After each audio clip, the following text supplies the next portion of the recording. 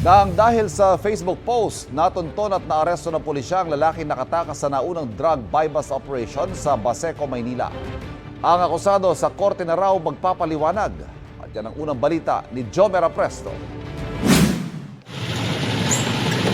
Sa kulungan ng bagsak ng 24 anyos na lalaking ito, nauna sa most wanted list person sa Baseco, Maynila.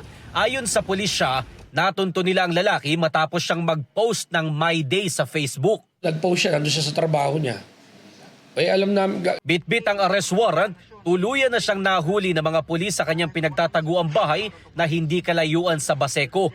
Noong Nobyembre inilabas ang warrant of arrest sa akusado, ilang buwan matapos siyang makatakas sa buy-bust operation ng pulisya sa Baseco.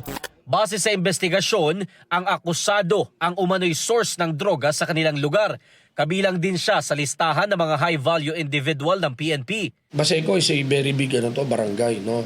Yung mga nahuhuli namin na nagbibenta ng droga, siya yung tinuturo na kinukunan.